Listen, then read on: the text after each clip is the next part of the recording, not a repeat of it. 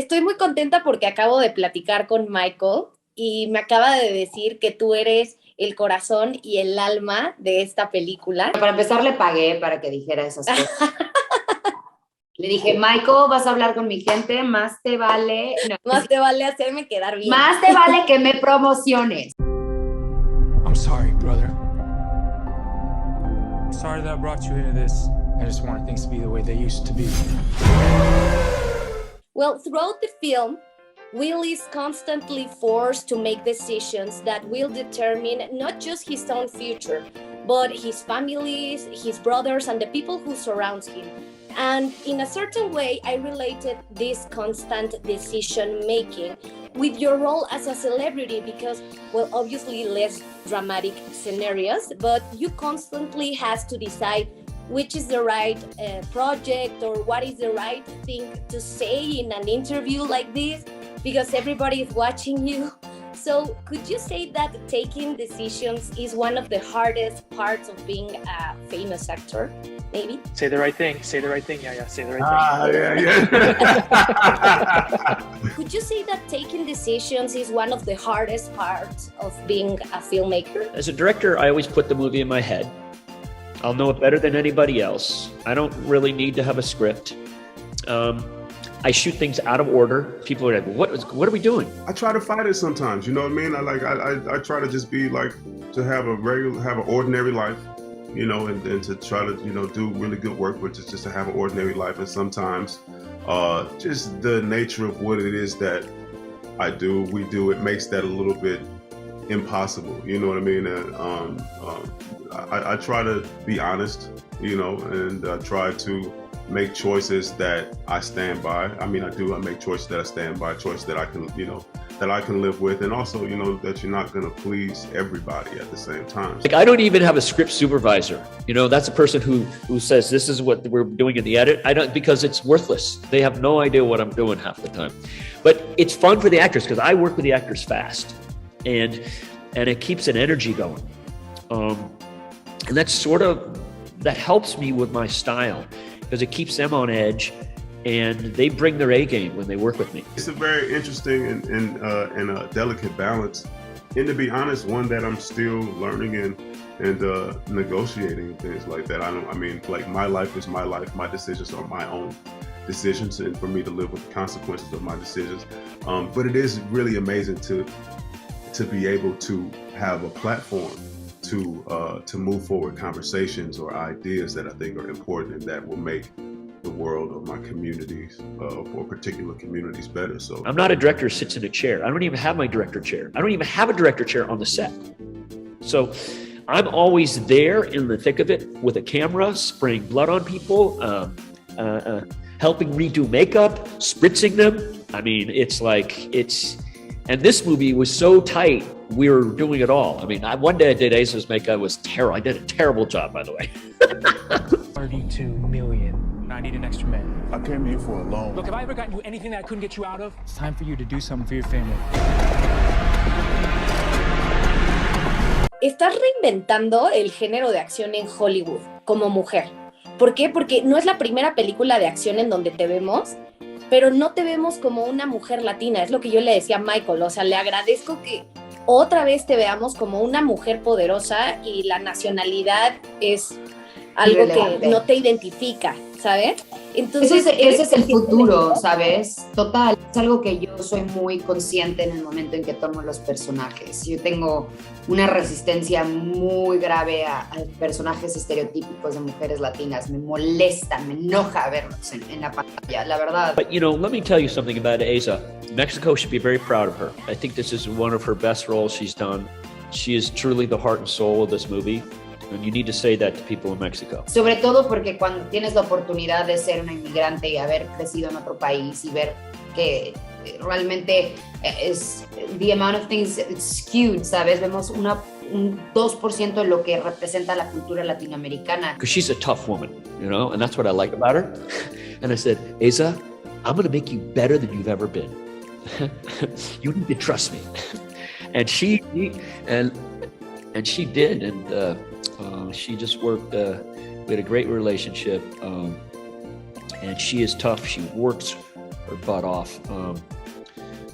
So I'd work with her any day. Yo estoy rodeada en México de mujeres que son abogadas, que son amas de casa, que son médicas, y por qué tendría que yo estar limitada a hacer nada más mi nacionalidad y ser como una excusa y tener que hablar español para excusarme en proyectos. Para mí es una mujer dinámica, tenía que ser una mujer contemporánea, y te lo agradezco, y es algo que me importa mucho, y sobre todo los proyectos que voy a seguir haciendo, para mí eso es lo más importante, y ojalá, sabes, las mujeres a nivel mundial, México, Latinoamérica, Sudamérica, españolas, sabes, tengamos más oportunidad de hacer este tipo de personajes, porque hay muchísimos, it runs the gamut, sabes, hay muchísimas versiones de nosotros, y no tendría que estar limitado a dónde somos o nuestra genética o nuestro pasaporte, ¿sabes?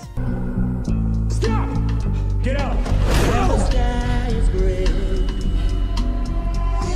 What do you want? Just gonna borrow it. I got a cop shot. I gotta get him to the hospital. I'm gonna need you to help us. Why don't you help us? Shape, I think, and many cinema critics and movie lovers think that you shaped the action cinema of the last 2 decades, let's say. There are hundreds of action movies that replicates your noisy, epic formula based on dramatic thrillers. But I dare to say this is the first time you use that formula in a confined space. So how did you manage to keep the epic essence of your filmography in a space as suffocating as an ambulance? I mean, it's a very good question. Well, thank you for that about action. I mean, I remember when I did Bad Boys 1. And when I did Bad Boys 1, my editor kept saying, you can't cut that fast. You can't cut that fast. And I said, yes, we can. Yes, we can. Yes, we can. And now you're sort of seeing it imitated. This was, to me, not about action. This was about how you make tension with the characters. And the confined space made it even cooler. And it's harder. It was definitely hard, but it was a challenge because you can only get a camera in so many places. But it made it interesting, and it was a perfect movie to do during COVID. Porque todos los ojos están en los paramédicos, en las enfermeras, en los médicos hoy por hoy. Entonces, para mí era un regalo y algo que yo sentía que había llegado a mi vida para que yo pudiera regresar todo lo que yo les agradezco que han hecho por nosotros. Y lo interesante de Cam es que es un personaje, sobre todo en una película de acción, que generalmente no tenemos la oportunidad en todos los aspectos, no nada más femeninos, pero masculinos, personajes que no tenemos la oportunidad de conocer mucho. Esta es una película bastante, aunque es una película de acción, es íntima. Space is just a space, but you really got to get real tension, real acting from them, because they have to draw you in. Otherwise, if there wasn't strong acting with this three, the movie would suck, you know? So, they brought their A game, and I was very impressed. I was very impressed with Yahya and Eiza. For me, Mike was an excellent combination of the two. I mean, this movie will be as big as like it felt as big as Aquaman. Like, this movie feels like an event. This movie feels like something that I hope that people see in the theater, you know, and have that same experience. Jake is always great. Jake was really fun to work with, and you know, he feels very movie starish in this one. For me, being in a Michael Bay movie was the first condition, you know? I mean, he is someone who I've loved for many years. And I really have dreamed of being in one of his movies, you know?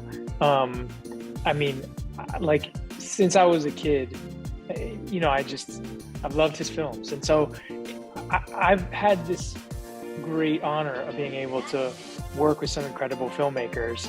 And sometimes I just think, like, well, you got to go after the things that you really believe in your heart, that you love. And Michael Bay was one of them. We're not crashing into this ambulance. We got a brother cop on board. Do you have EMT experience? Combat triage. You're a soldier. Yeah. Your style is now seen in almost every action movies. Big and noisy explosions that unfolds in the middle of touching drama arcs. And it's something that we have seen from Armageddon and Transformers to the great superhero blockbusters. I mean, when I watch a superhero movie, I say, oh, this is a little bit Michael Bay, you know? So have you ever considered to explore in these kinds of movies? I mean, I would love to watch a superhero movie directed by Michael Bay, you know? Yeah, I mean, superhero movies they're a little too digital for me. I like real stuff. Okay, and even if I'm doing digital work, I'll do some real elements that are shot, so it feels like because people know lighting in their head, and they go, this doesn't look right, something's wrong, and it just makes it more of a cartoon. So that's why I like doing real, and people can feel real, and I think they appreciate real.